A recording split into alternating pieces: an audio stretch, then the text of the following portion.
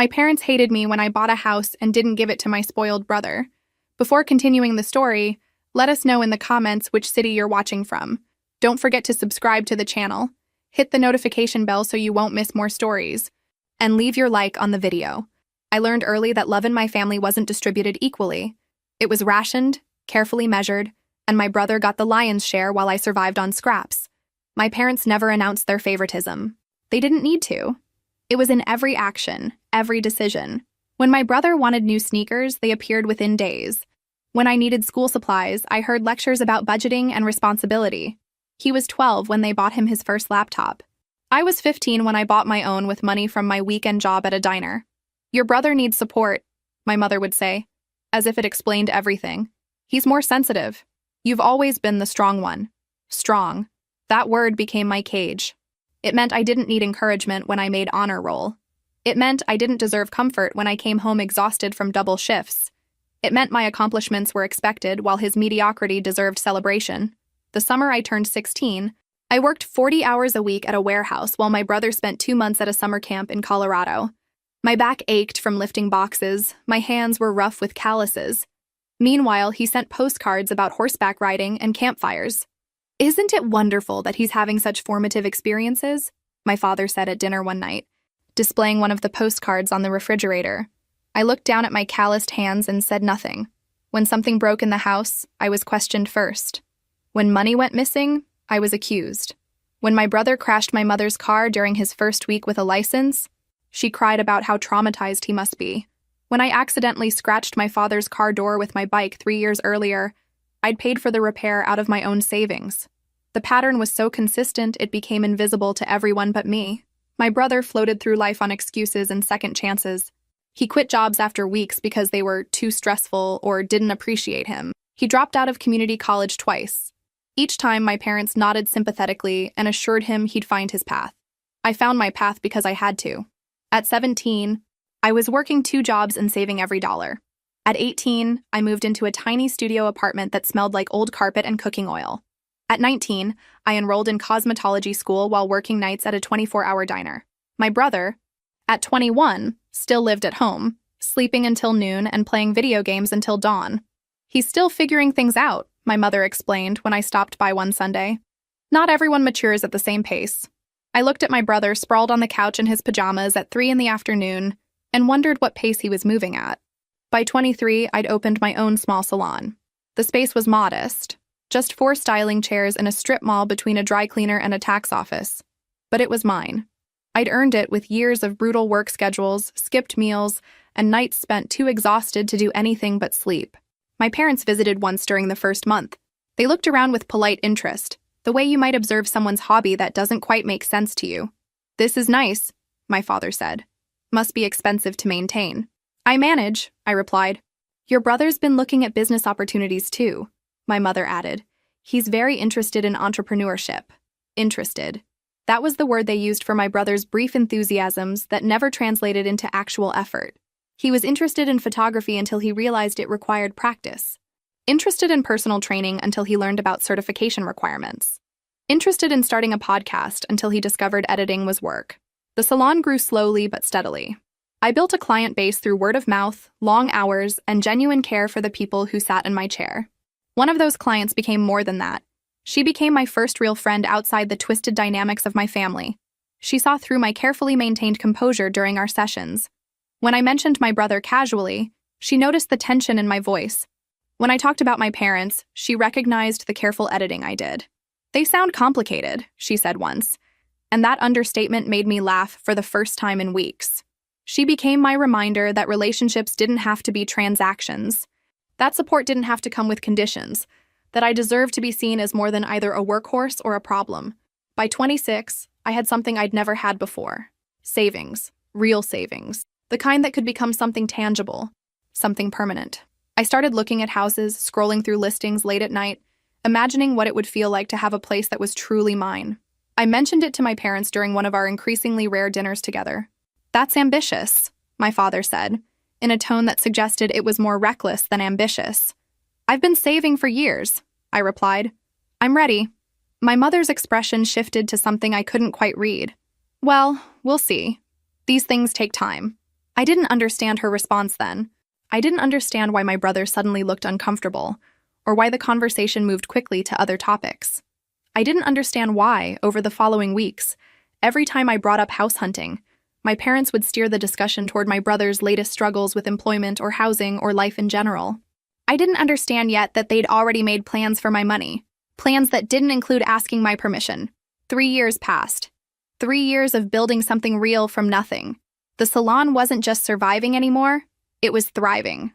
I'd hired 2 other stylists, and my client base had grown through steady word of mouth and genuine care. Every week, I transferred money into my savings account. Not much at first, just whatever was left after rent and utilities. But it added up. Slowly, steadily, it grew into something that felt almost impossible, a future. I kept a notebook where I calculated and recalculated what I'd need for a down payment. I researched neighborhoods, studied mortgage rates, attended first-time homebuyer seminars on my days off. I did everything alone, the same way I'd done everything else. My friend from the salon, my first regular client who'd become something more like family, noticed my research. "House hunting?" she asked one afternoon, while I was mixing her color. "Maybe," I said. "Soon, I think." "That's amazing." Her smile was genuine, proud. "You've worked so hard for this." It was such a simple statement, but it meant everything. Someone saw my effort. Someone recognized that what I had wasn't luck or privilege. It was earned. My parents knew about my plans. I'd mentioned it several times over the past year during our monthly dinners, those increasingly strained gatherings where I showed up out of obligation more than desire. "Still thinking about buying a house?" my father would ask, in that tone suggesting I was discussing plans to climb Mount Everest in flip-flops. "Still saving," I'd reply. Then my mother would sigh, that particular sigh signaling incoming guilt. "Your brother's having such a hard time finding stable housing. The rental market is so difficult for young people." My brother was 29. I'd been supporting myself since 18. "Maybe he should consider a roommate," I'd suggest, knowing it was pointless. "Share costs." "He's very particular about his living environment," my mother would say. "He needs his own space to really thrive." I'd lived in a studio apartment the size of most people's living rooms for 5 years. I'd shared a 2-bedroom with 3 other people before that. But sure, my brother needed his own space to thrive. The conversations always followed the same pattern. I'd mention my progress, my plans. My parents would listen with distracted attention, then pivot to my brother's struggles, his needs, his sensitivities. Every family dinner became a reminder that my achievements were footnotes to his failures. But I kept saving. By 27, I had enough for a down payment on a modest house in a decent neighborhood. Not anything fancy, just a small 2-bedroom with a yard big enough for some flowers. Something mine. My friend helped me research neighborhoods, checked crime statistics, reviewed school ratings even though I had no kids. She got excited about kitchen layouts and backyard potential. "You should start looking seriously," she said one day. "You're ready." I was ready. Financially, emotionally, practically ready. I'd worked for over a decade for this moment. I'd sacrificed social life, vacations, new clothes, nights out. I'd chosen the future over the present in 1,000 small ways. I mentioned my timeline at the next family dinner. "I'm planning to start seriously house hunting next month." My mother's fork paused halfway to her mouth. My father exchanged a look with her, something quick and unreadable. "That's quite soon," my father said slowly. "I've been planning this for 3 years." "Yes, but..." my mother started, then stopped. "Have you thought about all the costs involved? Maintenance, repairs, property taxes?" "I've researched everything," I said. "I know what I'm getting into." My brother, who'd been quiet through most of dinner, suddenly spoke. "Must be nice to have that kind of money saved up." The resentment in his voice was palpable. I looked at him, at this man who'd never held a job longer than 4 months, who still asked our parents for money at nearly 30. "I worked for it," I said simply. "Some people have to work harder than others," my mother said quickly, placing her hand over my brother's. "Everyone's journey is different." I recognized the dismissal for what it was. My hard work was just easier circumstances in their narrative. My brother's inability to save money or take responsibility was a journey that deserved compassion. The evening ended earlier than usual. I noticed the way my parents kept exchanging glances, how they'd steer conversation away whenever I brought up specific houses. I noticed my brother's sullen silence, his bitter looks when I talked about my plans. I didn't understand what those looks meant yet. I didn't realize they weren't just reacting to my news. They were reacting to their own plans falling apart. Plans they'd made without asking me. Plans that involved my money, my sacrifice, my decade of work. Plans where I was a supporting character in the story of making my brother's life easier. I should have seen it coming. All the signs were there, scattered through years of conversations and redirected discussions. But I'd been too focused on my own goal, too determined to finally have something that was mine. I'd learned soon enough, in the most painful way possible. The discovery happened on a Tuesday afternoon, completely by accident. I'd stopped by my parents' house to drop off some paperwork they needed for their taxes. I did their taxes every year, one of those small responsibilities I'd somehow inherited without anyone asking. My brother certainly wasn't going to do it. I let myself in with my key, calling out as I entered. No response. Their cars were both in the driveway, so I figured they might be in the backyard or upstairs. I headed toward the kitchen to leave the papers on the counter. That's when I heard voices coming from my father's study. The door was slightly ajar, and I could hear my mother's voice clearly.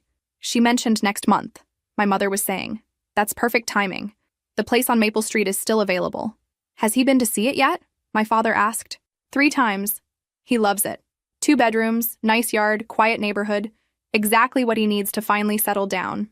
I froze in the hallway, papers still in my hand. And she has enough? My father asked. More than enough for the down payment. She's been very responsible with her saving, I'll give her that. The pride in her voice at my responsibility lasted exactly 1 sentence before she continued. It'll be good for her too. Finally contributing to the family in a meaningful way. My chest felt tight. I couldn't move, couldn't breathe properly. What if she objects? My father asked. My mother laughed, actually laughed. She won't. She never does. Besides, it's time she helped her brother. He struggled for so long, and she's done so well with that little salon of hers. It's only fair. We should probably talk to her about it soon, my father said, though his tone suggested he wasn't particularly worried about my reaction. I'll bring it up at dinner this weekend. Frame it as helping family. She's always been the responsible one, the strong one. She'll understand it's the right thing to do. I stood there in the hallway, my whole body numb. They weren't suggesting I help my brother with a down payment. They were planning for me to buy him a house. My house. The house I'd spent a decade saving for, dreaming about, planning for. And they'd discussed it with him, multiple times. He'd looked at properties. He'd chosen one. They'd all decided together what to do with my money, my life, my future, the responsible one, the strong one. Those words I'd heard my entire life suddenly crystallized into their true meaning. The one who sacrifices. The one who gives up what she wants. The one who exists to make other people's lives easier. I backed away from the study, my footsteps careful and quiet on the hardwood floor. I set the tax papers on the entry table and left the house as silently as I'd entered, pulling the door closed with a soft click. I sat in my car for 20 minutes before I could trust myself to drive. My hands shook on the steering wheel. I felt sick, dizzy with the weight of what I'd learned. They'd never planned to let me buy my own house. They'd known about my savings for years, watched me scrimp and sacrifice, listened to me talk about my plans. And the whole time, they'd been making their own plans for that money. It wasn't even a request they were planning. It was an assumption, a foregone conclusion.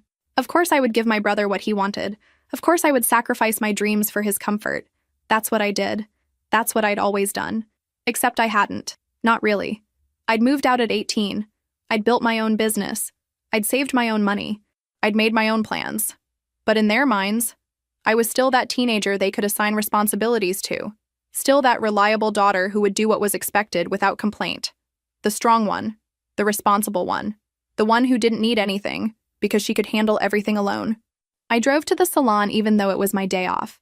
I let myself in through the back door and sat in my styling chair, staring at my reflection in the mirror. This woman who looked back at me had built something real. She'd earned every dollar in her savings account.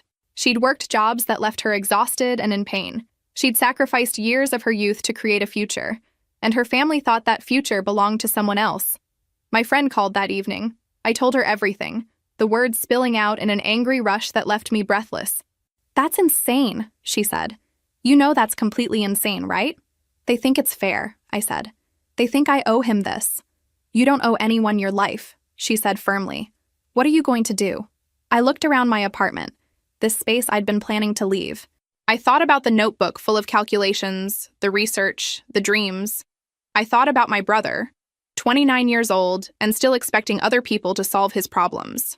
I'm going to buy a house, I said. Good, my friend said. When? I pulled up the real estate website on my laptop, scrolling through listings I'd bookmarked weeks ago. Tomorrow, I said. I'm buying it tomorrow. The 30 days passed in a blur of inspections, appraisals, and final paperwork. I maintained my silence with my family, showing up to occasional dinners, deflecting questions about house hunting with vague responses about still looking. My mother seemed satisfied with this, probably reporting back that I was being appropriately manageable. I closed on the house on a Friday afternoon. The agent handed me the keys, and I sat in my car outside the empty cottage, holding those keys like they were made of something precious. They represented freedom, choice, autonomy. My friend helped me move that weekend. I didn't have much furniture, just what I'd accumulated in my small apartment. We made multiple trips in her truck, laughing and celebrating this milestone that was entirely my own. You need to tell them eventually, she said on Sunday evening as we assembled my bed frame. I know, I said. I just want a few days of peace first. Those few days ended on Tuesday. I was at the salon when my phone started ringing. My father. I let it go to voicemail. 30 seconds later, it rang again. My mother. Then my brother. Then my father again. My stomach dropped. They knew. I checked my voicemail. My father's voice was tight with barely controlled anger. We need to talk. Immediately. Call me back. I didn't call back. The calls continued throughout the day. 10, 15, 20 missed calls. Text messages flooded in. From my mother. How could you do this without telling us? From my father. Call me now. From my brother. You bought a house? Are you serious? I turned my phone on silent and tried to focus on work, but my hands were shaking. By the time I closed the salon that evening, I had 37 missed calls and too many messages to count. I sat in my car, staring at my phone, trying to summon courage. I drove to my new house instead. My house. I let myself in, turned on the lights, looked around at the space that was still mostly empty but completely mine. They couldn't take this from me. They could be angry, disappointed, furious, but they couldn't take this. My phone rang again. My father. I took a deep breath and answered. Where have you been? He demanded. We've been trying to reach you all day. I was working. We found out about the house. The agent mentioned it to someone your mother knows. How could you do this without discussing it with us? I didn't need to discuss it. It's my money. My decision. Your money? My father's voice rose. After everything we've done for you, after we raised you, supported you, I almost laughed. Supported me. They'd supported my brother. I'd supported myself since I was 16. You did support me until I was 18. Then I supported myself. This house was bought with money I earned. You knew your brother needed help, my father said. You knew he was looking for a place. We had plans. You had plans. Plans you made without asking me. Plans that involved my money and my future, and you never once thought to include me. Because we knew you'd be difficult about it. My mother's voice came through. She was on speakerphone. We knew you'd be selfish. Selfish, there it was, the word I'd been waiting for. I worked for 10 years for this house. I sacrificed everything for it. That's not selfish. That's called earning something. Your brother can't afford his own place, my mother said, crying now. He's struggling, and you could have helped him. You could have done the right thing. The right thing would have been asking me. The right thing would have been letting me make my own choices. The right thing would have been treating me like an adult instead of an ATM. How dare you, my father said. After everything, how dare you speak to your mother that way? I'm done with this conversation. I bought a house. It's mine. That's the end of it. If you don't transfer that house to your brother, my father said, his voice cold and hard, you are no longer part of this family. Do you understand? You will be choosing a house over your own flesh and blood. The ultimatum hung in the air. I looked around at my empty living room, at the walls that needed painting. I thought about my brother, who'd never worked for anything. I thought about my parents, who'd spent 3 decades treating me like my only value was in what I could provide. Then I guess I'm choosing the house, I said quietly. My mother's sob was loud through the speaker. You're destroying this family. No, I said. I'm finally choosing myself. There's a difference. I hung up before they could respond. My phone immediately started ringing again, but I turned it off completely. I sat on the floor of my empty house in the silence that followed and waited to feel guilty, waited for the doubt to creep in. It didn't come. Instead, I felt something lighter, something I hadn't felt in years. Relief. The silence lasted 3 days. 3 blessed days where I could breathe. I painted bedroom walls, refinished kitchen cabinets, planted herbs in the garden. Each small improvement felt like proof that this was real, that this was mine. On the fourth day, my phone buzzed with a notification, a text message to the family group chat, the one I'd forgotten I was still part of. My brother had sent a message meant for my father, but he'd accidentally sent it to the group instead. If we keep pressuring her, she'll crack. Mom needs to cry more when she talks to her. Make her feel guilty about breaking up the family. Dad should threaten to cut her out of the will. She'll cave within a week if we make her feel isolated enough. I stared at the message, reading it 3 times to make sure I understood. It wasn't just that they were angry or disappointed. They had a strategy, a plan to manipulate me, to use guilt and threats as weapons to get what they wanted. Within seconds, my brother realized his mistake. Wrong chat, sorry. Then desperately, that was a joke. Obviously. My mother chimed in, we're just worried about you. Please call us. My father, we need to discuss this as a family. I took screenshots of everything before my brother could delete the messages. Then I left the group chat without responding. My hands were shaking, but not from fear or guilt. From anger. Pure, white-hot anger at the calculated nature of their manipulation. At the casual way my brother had outlined their strategy, as if breaking me down psychologically was just another problem to solve. My friend called that evening, her regular check-in. I told her everything. That's actually insane, she said. That's like genuinely unhinged behavior. They think it's normal, I said. They think they're entitled to my money, my work, my life, and they're shocked that I'm not playing along. What are you going to do?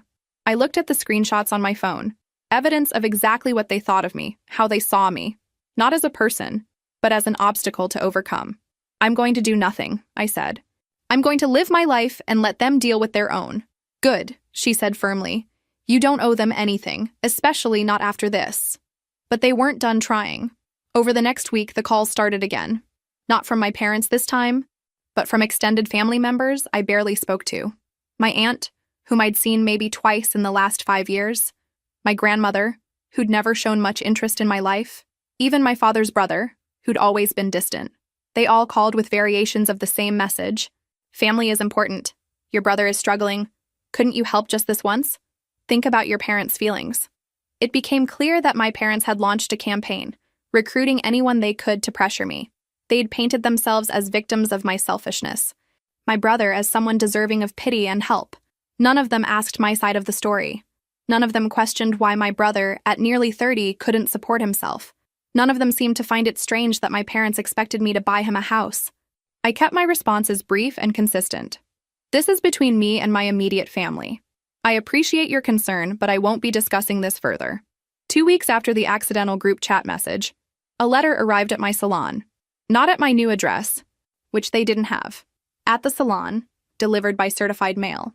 It was from a law firm, threatening legal action if I didn't return the family's investment in my education and upbringing. They were claiming that my parents had financially supported me with the expectation of future reciprocity. It was nonsense, legally speaking, but it was telling. They were desperate enough to try intimidation tactics, to make official-sounding threats in the hope that I'd be scared into compliance. I consulted a lawyer anyway. She read the letter and actually laughed. "This is garbage," she said. "There's no legal basis for any of this, but I'd recommend sending a cease and desist letter. Let them know that any further harassment will result in actual legal action from you." I authorized the letter that same day. Something formal and intimidating, citing harassment laws and demanding all contact stop immediately. "Are you sure about this?" she asked before sending it. "This is pretty much the nuclear option with family." "They went nuclear first," I said. "I'm just responding." The letter was sent. For 48 hours, there was complete silence. Then my mother called from a number I didn't recognize. I answered without thinking, assuming it was a client. "You sent your own parents a legal threat?" she said, her voice shaking with what I assumed was rage or tears or both. "You're really going to do this to us?" "You sent one first," I pointed out. "That was just to make you see reason. We never would have actually sued you. And my letter is just to make you stop harassing me," I said calmly, "which you'll notice has included calling from a different number to get around me blocking you." She hung up without another word. That evening, I sat in my living room, in the house they'd planned to take from me, surrounded by furniture I'd bought with my own money, and I felt something unexpected. Peace. Real peace. The kind that comes not from having everything perfect, but from knowing exactly where you stand. They'd shown me who they were. I'd chosen who I wanted to be, and I'd never been more certain I'd made the right choice. The cease and desist letter worked, at least temporarily. The phone calls stopped. For 2 weeks, I lived in blessed silence, focusing on work and settling into my new home. I changed the locks, installed a security system with cameras. My lawyer had suggested it, not because she thought they'd do anything dangerous, but because documentation mattered. I also changed my passwords for everything: email, bank accounts, social media. After seeing how calculated their manipulation was, I wasn't taking chances. 2 weeks after the cease and desist letter, I posted on social media for the first time since buying the house. It was simple. A photo of my front porch at sunset, the garden visible in the frame. The caption read, "Sometimes the best investment is in yourself." Nothing dramatic, nothing accusatory, just a statement and a picture of something I'd earned. I posted it and went to bed. By morning, the post had dozens of comments. Most were congratulations from clients and acquaintances. Then I saw a comment from one of my regular clients. Finally, someone who actually worked for what they have.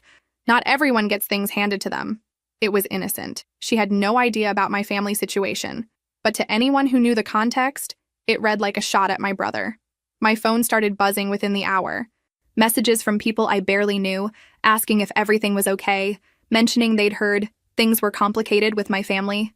My mother had been talking. She'd been sharing her version of events, painting herself as the victim.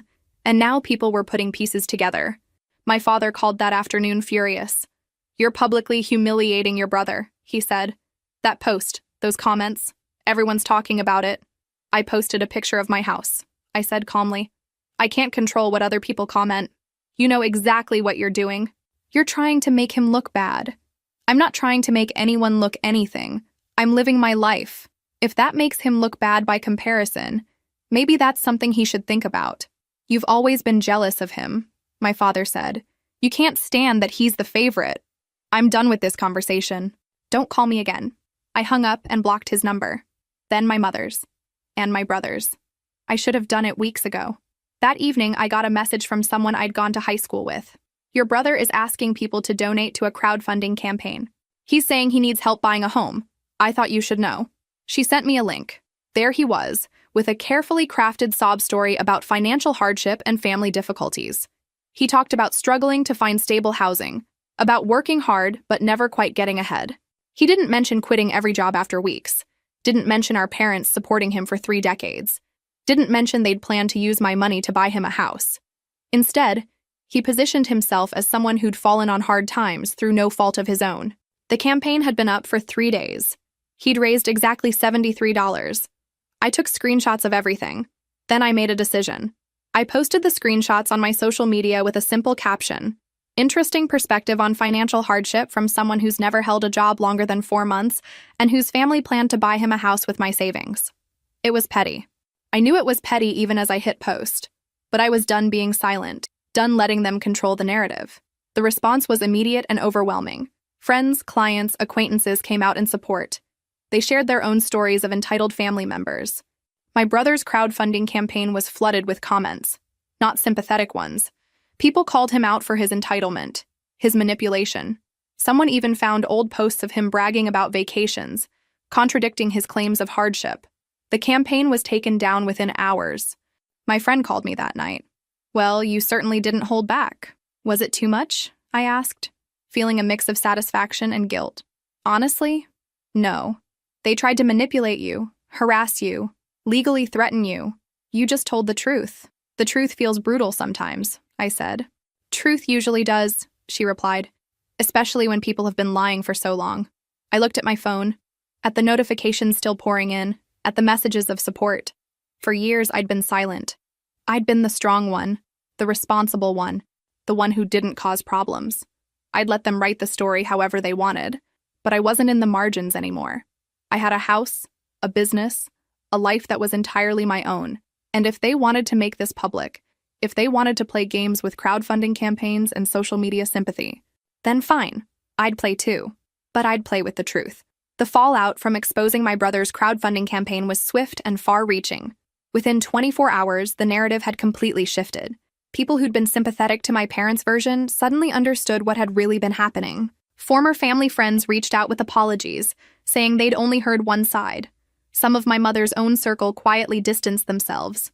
My brother tried damage control. He posted a long explanation about how he'd been misunderstood and how family drama had gotten blown out of proportion. But the screenshots I'd posted were clear. The comments on his post were brutal.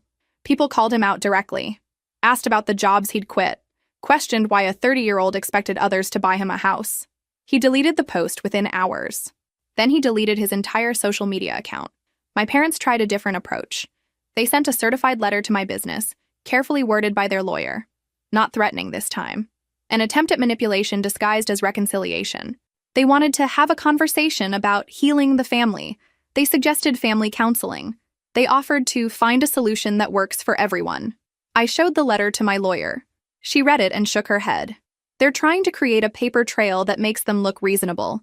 If you don't respond, they can claim you refused all attempts at reconciliation. So I have to respond? You should. But be brief. Acknowledge receipt and decline. Don't explain, don't justify. Just know. I sent a single-sentence response through my lawyer. I acknowledge receipt of your letter and decline your offer. Nothing more. No explanation. No door left open. The response from my father came directly to my phone from yet another unknown number. You're really going to throw away your entire family over money? I stared at the message before responding. You threw away your daughter the moment you decided my only value was in what I could provide to my brother. I blocked the number. My friend noticed how tired I was getting. Not physically tired, but emotionally exhausted from the constant vigilance. You should take a vacation, she suggested one evening. Get away for a week, somewhere they can't find you. I can't leave the salon for that long. Yes, you can. You have 2 other stylists. When's the last time you took a real break? I couldn't remember. Years, probably. Think about it. You've been in survival mode for months. You need to actually live a little. She was right. I'd been so focused on defending my choice that I'd forgotten there was supposed to be joy in having it. I booked a week at a small cabin 3 hours away. Somewhere without cell service, without internet, without any way for my family to reach me. I told no one where I was going except my friend and my lawyer. I packed books I'd been meaning to read and comfortable clothes. The first day at the cabin, I couldn't relax. I kept checking my phone obsessively, forgetting there was no signal. I was wound so tight I couldn't sit still. The second day was better. I took a long walk. I made breakfast and ate it slowly. I read half a book on the porch. By the third day, something started to loosen in my chest. That constant vigilance began to ease. I realized I'd been holding my breath for months, and I was finally starting to breathe normally again. I thought about my brother during those quiet days, not with anger anymore, but with something closer to pity. He was 30 and had never learned how to stand on his own. Our parents had done that to him, and now he was paying the price. I thought about my parents too, about how they'd built their entire identity around managing my brother's life. They'd invested everything in the wrong child, and now they were seeing the return on that investment. And I thought about myself, about the girl who'd worked in a warehouse at 16 while her brother went to summer camp, about the woman who'd opened a salon with determination and savings, about the person I'd become, despite everything. I liked who I'd become. I liked the woman who stood her ground, who chose herself, who refused to be manipulated. On the last day, I sat on the cabin porch and watched the sunset. I thought about going home, back to my house, my business, my life. And for the first time in a long time, I felt excited about it instead of defensive. They hadn't taken anything from me. They'd revealed themselves and I'd chosen accordingly. When I returned home, there were no messages waiting, no new attempts at contact. The silence felt different now, less like the calm before a storm and more like actual peace. My friend was waiting at my house when I pulled into the driveway. Well, she asked. How was it? Necessary, I said. Really necessary.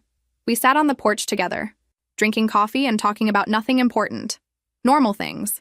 Work and books and plans for the weekend. I'd spent so long fighting that I'd forgotten what normal felt like. It felt good. 2 months passed. 2 months of actual peace, of living without waiting for the other shoe to drop. I worked at the salon, tended my garden, had dinner with my friend. Normal things that felt revolutionary. Then, on a Tuesday morning, another certified letter arrived at the salon. My heart sank. Not again. Not when things had finally settled. This time, it wasn't from my parents' lawyer. It was from a different law office. It was a notice of their intent to file a lawsuit. Not the empty threat from before, but actual formal notice. They were suing me for emotional distress and alienation of affection, and claims that made my head spin.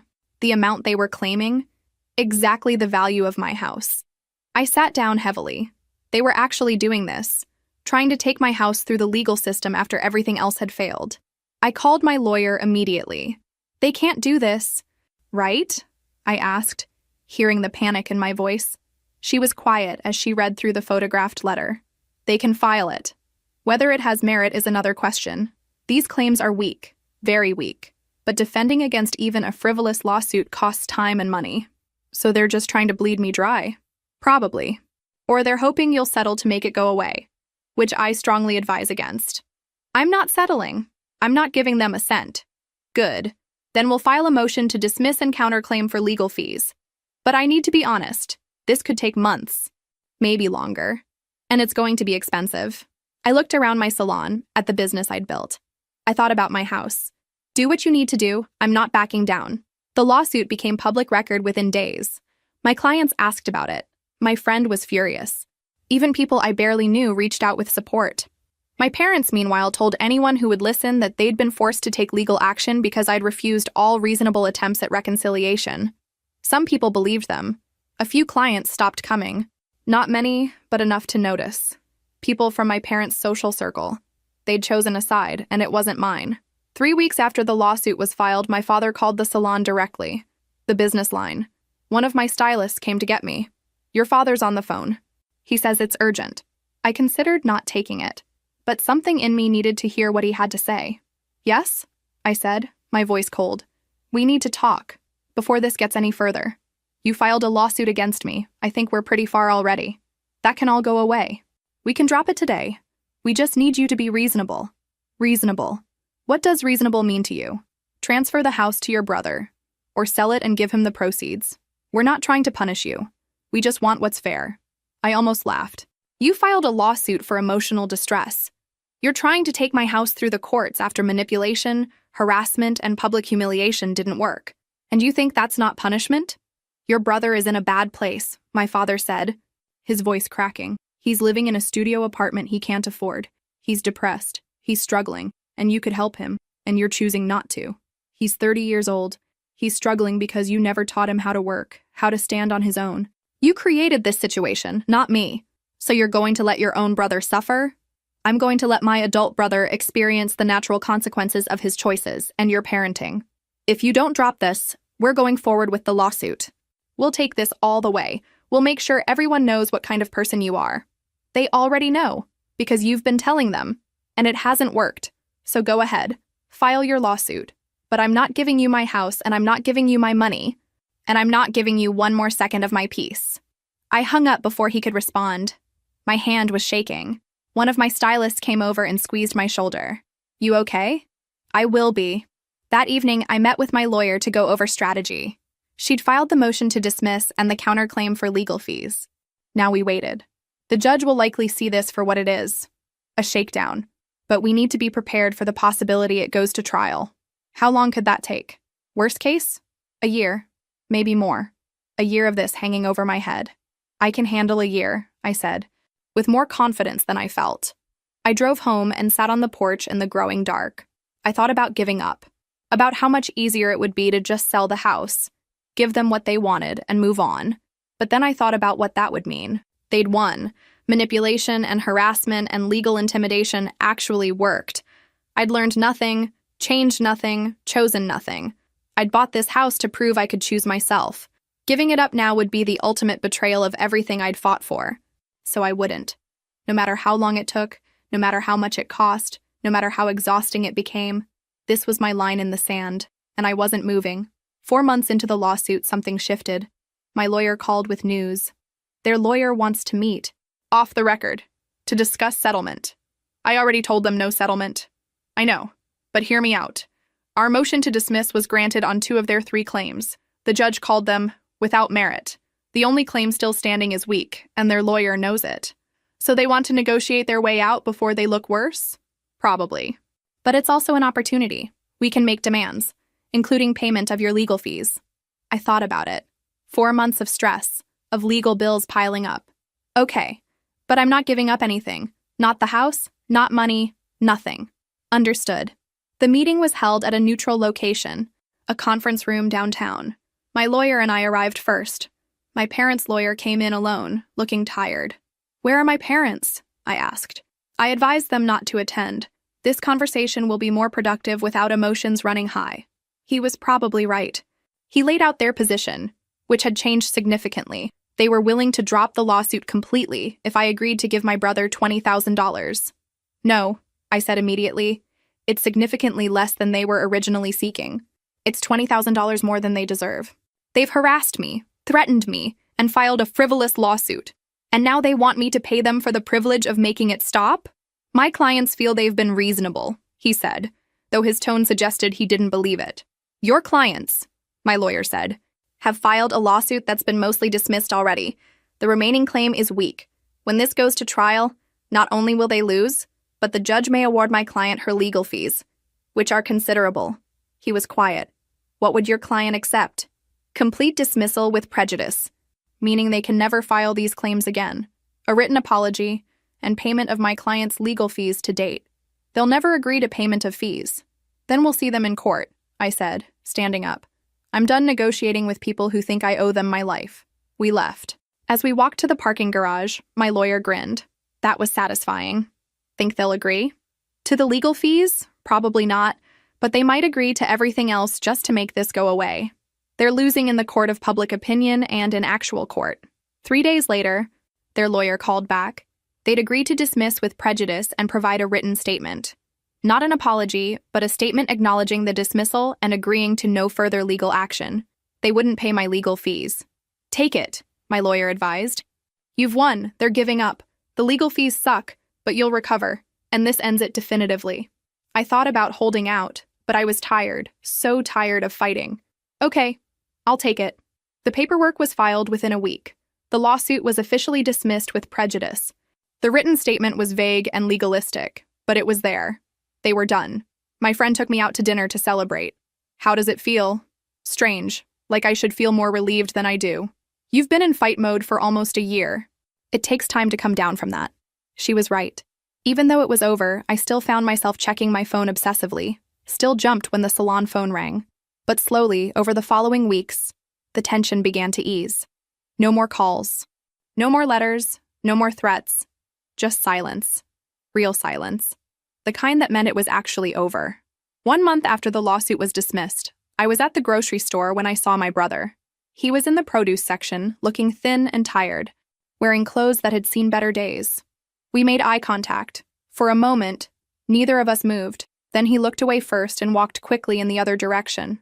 I stood there, holding a bag of apples, feeling something complicated. Not satisfaction. Not pity. Something closer to sadness for what could have been different if our parents had raised us both instead of just him. But he was 30 years old now. Whatever he did with his life from here was his choice. I couldn't fix him. Couldn't save him. Couldn't make up for decades of learned helplessness. All I could do was live my own life. I finished my shopping and went home to my house. I made dinner in my kitchen, ate it on my porch, watched the sunset over my garden. It was mine. All of it. Earned through work and sacrifice and the courage to choose myself. They'd tried everything.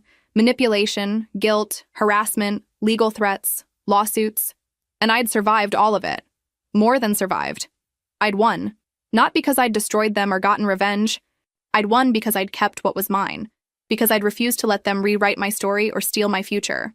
I'd won because I was free. 6 months after the lawsuit was dismissed, I thought the story was over. I'd moved on with my life, focused on the salon, enjoyed my house. The past felt like something I'd survived and left behind. Then my brother showed up at my door. It was a Saturday morning. I was still in pajamas drinking coffee on the porch when I saw him walking up the driveway. He looked worse than at the grocery store. Thinner, more tired, wearing the same jacket. My first instinct was to go inside and lock the door. But something stopped me. Maybe curiosity. Maybe the lingering remnants of the sister I'd once been. "What do you want?" I asked, not standing up, not inviting him closer. "Can I talk to you just for a minute?" "You have 5 minutes, talk from there." I gestured to where he stood, several feet from the porch. He swallowed hard. "I need a place to stay. Just temporarily. A week, maybe 2. I got evicted and I have nowhere else to go." I should have felt satisfaction. This was the natural consequence of his choices. But mostly, I just felt tired. No, I said simply. Please, he said, tears in his eyes. I know I don't deserve it. I know I've been terrible. But I'm desperate. Mom and Dad cut me off. They said if I couldn't figure it out on my own by now, they were done helping me. That surprised me. After everything they'd done to try to get me to support him, they'd finally given up. So now you come to me, the sister you tried to steal from, the one you and Mom and Dad harassed and sued. Now that they've abandoned you, I'm supposed to step in? I didn't know it would go this far, he said, his voice breaking. I swear, I didn't think they'd actually sue you. That was all them. I just wanted help. And they said you'd come around eventually. You knew exactly what they were planning. You looked at houses. You chose the one you wanted. You were part of it from the beginning. I was 29 and still living with my parents. I didn't know how to do anything else. They always fixed everything for me. I thought this was just another thing they'd fix. I looked at him. Really looked at him. This man who'd had every advantage and squandered all of it. You're 30 now. Still don't know how to do anything? I have a job. I've been working at a warehouse for 3 months. It doesn't pay much, but it's steady. I couldn't make rent this month after paying back some debts. 3 months. The longest he'd ever held a job, as far as I knew. Where were you planning to go after 2 weeks here? I don't know. I was just trying to solve the immediate problem. There it was. The pattern that had defined his entire life. Never thinking ahead, never planning, just lurching from crisis to crisis. I can't help you. Not because I'm cruel or heartless. Because helping you now would just be another reset button. Another way to avoid consequences. You need to figure this out yourself. I don't know how, he said, genuinely lost. Then learn. The way I did. The way millions of people do every day. You call shelters. You ask about assistance programs. You reach out to friends. You make a plan. You do it scared and uncertain and without a safety net, because that's what being an adult means. You really won't help me at all? Not even with information about where to go? I pulled out my phone and searched for resources. I forwarded him a list of shelters, assistance programs, food banks, and job training services. That's all the help I can give you. Information. What you do with it is up to you. He looked at his phone. You really hate me that much? I don't hate you. I pity you. Our parents broke you by never letting you struggle, never letting you fail, never teaching you that you were capable. They loved you in the worst way possible. And I can't fix what they did to you. Only you can do that. By staying in a shelter and eating at food banks? By learning that you can survive hard things? By discovering that you're more capable than they ever let you believe? By building something yourself instead of expecting it to be handed to you? He was quiet. You're really not going to let me stay here? No. Even knowing I might end up on the street? You won't end up on the street if you use those resources. But even if you did, that's your responsibility, not mine. I can't save you from yourself. He turned to leave, then looked back. I'm sorry. For all of it. The house thing, the lawsuit, everything. I'm sorry. It was the first time he'd ever apologized to me for anything. I believe you, but that doesn't change my answer. He nodded and walked away. I watched him reach the street, hesitate, then pull out his phone and start scrolling through the resources I'd sent. It wasn't much, but it was a start. My friend called an hour later. She'd seen my brother leaving. Are you okay? I think so. I just turned away my brother who was asking for help. You gave him resources. That is help, just not the kind that would enable him. He apologized. Good. He should have. Did it change anything? No. But it was something. I sat on my porch long after, thinking about the boy my brother had been and the man he'd become, thinking about whether he'd actually use those resources or find another person to manipulate. But mostly, I thought about the fact that it wasn't my problem anymore. He was 30 years old. What happened next was up to him, and I was finally, truly free. 1 year later, I was at the salon when a familiar face appeared. My mother. She looked older, tired beyond physical exhaustion. She stood in the doorway, not quite entering, waiting for permission. I was with a client, mid-cut. I caught her eye in the mirror and gestured to the waiting area. She sat quietly. It took 20 minutes to finish. When the client left, I locked the door and flipped the sign to closed. What do you want? To talk. If you'll let me. I gestured to a styling chair. She sat, and I leaned against the counter, arms crossed. I wanted to tell you that I'm proud of you. This place, your house, everything you've built. I didn't respond. The words felt like they should mean something. but they didn't. Your brother has been living in a group home for 6 months. He's still working at that warehouse. He's been promoted twice. He seems different. Good for him, I said. Your father and I have been in therapy, trying to understand where we went wrong. And have you figured it out? She was quiet. We broke him. We loved him so much we never let him grow up. And we were so hard on you that you had to grow up too fast. It was the closest thing to acknowledgement I'd ever gotten. Why are you here? I wanted to apologize for everything. The favoritism, the harassment, the lawsuit, for not seeing you as a person instead of just a resource. Okay, apology noted. I know it doesn't fix anything. I'm not here asking for forgiveness or reconciliation. I just wanted you to know that I understand now what we did to you. I studied her face. She just looked sad and tired and genuinely remorseful. You didn't take anything from me. You tried, but I didn't let you. That's the difference. I know. That's why I'm proud of you. You were strong enough to stand up to us. He's learning too. You said so yourself. At 30. He's learning at 30 what you knew at 18. We sat in silence. Then she stood. I won't take more of your time. I just wanted you to know that I see you now.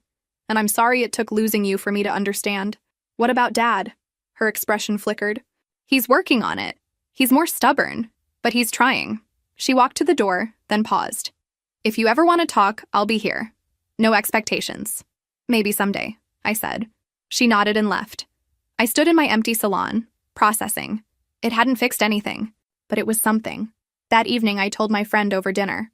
How do you feel? Oddly, nothing. Like she was a stranger apologizing for something that happened to someone else. Maybe that's growth.